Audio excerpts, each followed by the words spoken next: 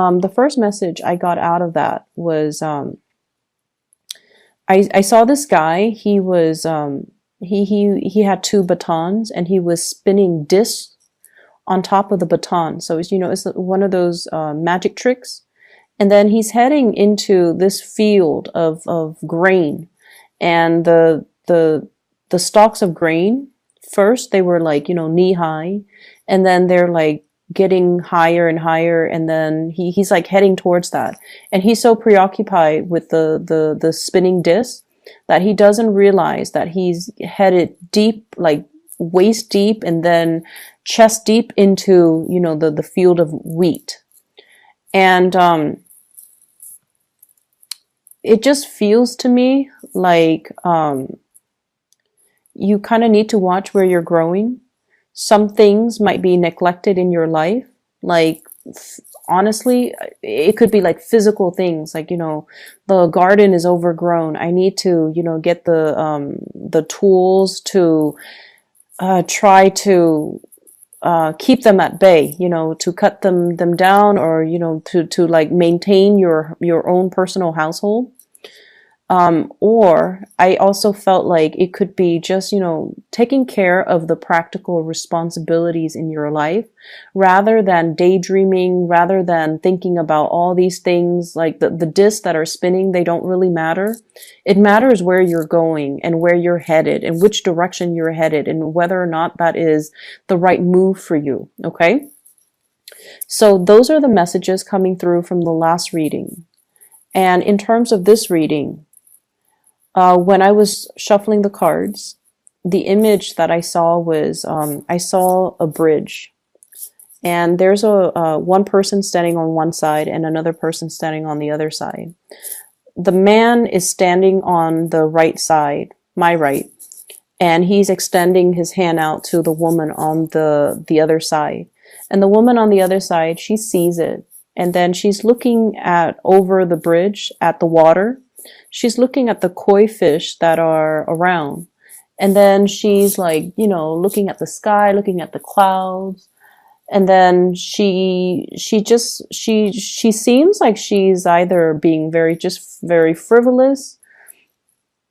It seems like he's telling her, let's go, or he's extending his hand. So that's usually a gesture, an offer for something. And he sees her kind of just caught up in her own world. And so he pulls back his hand, and then he walks away. So that was the message that I saw this time. And what I'm feeling is we definitely have a couple here. I have here the Queen of Wands and the King of Wands, both in the upright position. And there's communication and contact between the two people. So the way that I'm reading this is, I almost feel like I see two people that have very different goals in life, that have very, very different visions of what they want their life to look like. One person might be, very family oriented. The other person wants to explore a little bit more. And one person is like happy where they are currently. They're established in their career. They have friends and family in their current location. And the other person is not happy where they're at, and they want, they want more. They want to branch out. They want to explore, and they're ready to move. So I feel like two people that might, at one point have come together for whatever reason. They have the same values. They care about the same things. And the Wand's energy is a very dignified energy. It indicates truth and honesty. It indicates people who are very they keep their word. When they say they're going to do something, they do it. And they're quite loving, quite caring, and very generous, very protective of other people. They like to... It's almost like the people that fight for the underdogs, the people that defend the weak.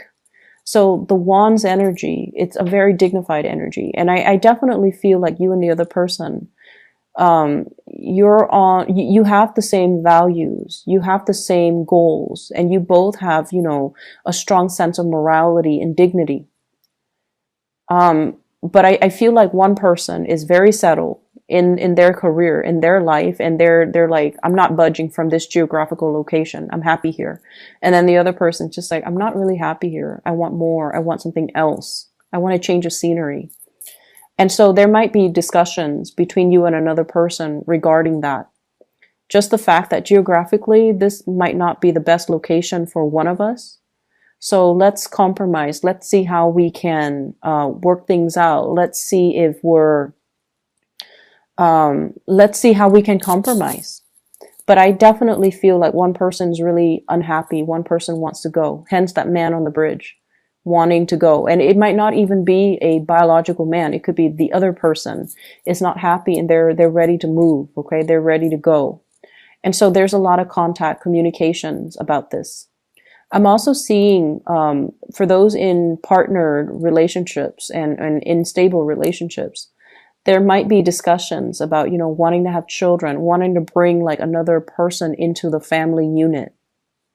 Okay, so talks about getting pregnant, talks about, procreation, talking about having children, and possibly even talking about adoption, like overseas adoption is what I'm sensing here. So I feel like there's a relationship, and I almost feel like there might be a void in that relationship, and the two of you are just like, maybe having a baby would help. Maybe it'll give us a common purpose. Maybe it'll help ground us. And so if you're approaching the relationship from that standpoint, you want to be a little bit careful. Resolve existing issues in your relationship before you bring another person into the picture. Does that make sense? I don't feel like bringing the child into the picture is going to change anything. It comes with a lot of responsibilities. And if you don't fix your existing problems, or if there's that void in the relationship that no one's addressing, it can exacerbate by bringing another element into the picture. Okay. I feel like whoever that wants to change or that wants to leave doesn't feel like they are appreciated in their work environment. They also don't feel like they're making enough based on their skills, their level of expertise, their life experience, or their work experience. They feel like they're settling for a job that is less than, and they don't feel like they're being, fully utilized. So it's almost like somebody who has, grand vision. And I don't feel like there's anything wrong with that. The person is not, overinflating or overestimating their capability. The person is very capable of doing the work, and they feel like for whatever reason, they're not able to find the type of work that utilizes their full potential, or they feel like they are not being, they're not developing to their full potential, and they're looking for something else, something a lot more fulfilling. And I also feel like the relationship itself can feel like that, where the relationship might not bring that 100% total completion, total love, and total, happiness. And so the other person is just like, I don't know how long I can stay in this any more. Like, I don't know how long I can stay in this because I'm not 100% happy. Okay, could you be you or the other person? But I feel like someone is a little bit discontent, and I feel like they're looking to leave. I honestly feel there were situations in your past where, and obviously Scorpios, please don't get mad at me for saying this, but I don't feel like this applies to everybody. Okay, there was somebody that was really good in your life, and honestly, this energy could be switched around. You were probably very good to somebody, and I feel like it could be, it could go both ways. There was somebody that was really good in your life, and you didn't see the situation clearly at the time. And now that the person is gone, it's really hard to fix the mistakes, right? And then likewise, you were very good to somebody in the past, and you, you were really good to this person. They didn't see the situation and they didn't appreciate you when they had the chance. And I feel like, there's definitely the sense of karma coming back full circle, because you might see them now in a very, very bad state. That's what it feels like. And I feel like it takes a lot for you to cut somebody out of your life. Okay. Because you, as a fixed sign, you always care about the people that you invest your time in. If you've invested 5 years in a relationship, you still care about the person. You might not love them anymore, might not, want to contact them every day, but you still occasionally wonder, like, I wonder what they're up to. I wonder how they're doing. And I feel like there was somebody you were really, really good towards, and they didn't appreciate you properly. And now as a result of it, I feel like you're catching people in, it's like the karma returning back to the people. And it's not pretty. And you're looking at the situation and you wish you could help. You wish you could do something to alleviate the pain and the suffering, because you were really good to that person. And you also understand, that is their karmic justice, because they didn't appreciate you when you were around. And then on the flip side, there was somebody that was really good to you and you didn't appreciate them. And I don't feel like they're catching you dealing with your karma. I just feel like there's no response. There's no communication. There's just total blockage. And it's like, knocking at a brick wall. Like, is there anybody on the other side? And you get no response. So you don't even know, like, where are they? What are they up to? What are they doing? Do they think about me? Are they okay? Are they still alive? And it's that lack of answers, lack of certainty that keeps you constantly knocking at that brick wall. That's what it feels like to me. And I feel like there's an element of many of you wanting to fix your financial situation. And there are things here in this spread that indicates to me equating your self-worth with the amount of money that you make. Okay, that sense of materialism. And if you have recently, broken up with somebody, and it doesn't even matter who broke up with whom, but I feel like you're very, very much focused on your career, or you should be, at least. I feel like you're very focused on that. And you're also very focused on the fact that maybe if I made more money, maybe they'll come back. Maybe if I were wealthier, maybe if I had a nicer car, maybe if I had a nicer home, and maybe if I could give them, everything they wanted. And the bottom line is, when I saw that image at the beginning, he's extending his hand out to this other woman, and she's looking at the koi fish, she's looking at the clouds. And I feel like you were dealing with someone who was very self-absorbed. Very self-absorbed. They see you, they see the effort that you put into a situation, but they didn't appreciate it. Okay? So I don't know if this is still going on, but they're very, very, very self-absorbed. Okay? It's almost like, what could the Scorpio people do for me? Or what could other people do for me? And they're not considerate of other people. So you're dealing with someone who is very narcissistic. They do a lot of attention seeking. And I feel like this might be the week where you start to see the behavior, where you start to see that they're just, really caught up in themselves. And things like that, in the material things too. The koi fish usually represents prosperity, okay? Like financial prosperity.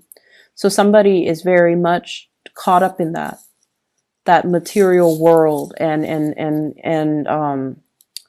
possibly, I just keep seeing the woman on the other side of the bridge, just looking at her reflection, fixing her hair and things like that. So I feel like you're dealing with someone who's quite narcissistic, and you want to be a little bit careful. If you guys have a really keen sense of intuition, and you have, you're a very, very good judge of character. So you need to really trust your intuition, especially for those who are newly dating. And if you find somebody who is like that, stay away, okay? Doesn't matter even how beautiful, how attractive they are. I don't feel like it's worth the trouble at the end of the day. So I feel like you have come to the realization that this person is like this. And so if you're choosing to turn your back and walk away, that's fine too. It will be a little bit difficult at the beginning, but you will sail away from it. Okay. So just, be done with that energy. With this spread, I do feel a third party type of interference here. What I have is the Three of Cups in the reverse, 3 parties. And I have the Seven of Swords in the reverse, doing something that you're not supposed to. Like sneaky behavior. And I do have a couple here. And what this denotes to me is there could be definitely third party interfering in the relationship, talking or dating, or, you know, somebody acting like they're in a relationship, but they're acting like they're single, and they're going around dating other people, talking to other people, flirting with other people. So there's that element that you want to be a little bit careful about. There's also, I'm seeing a lot of like outside influence, wanting to, it's almost like this sense of boredom with what we have currently. So we want to see what else is around the corner. But rather than being single, we want to test the water first before we finally sever ties. And so you want to be a little bit careful about this. I also feel like some people, some couples, if you have had like issues with infidelity and you're going to see like a couples counselor or a marriage counselor, there is going to be some big breakthrough. And I feel like the breakthrough is coming in a way where one person has arrived at the, has concluded that, you know what, I think we are done with this relationship. Whereas the other person wants to fix the relationship.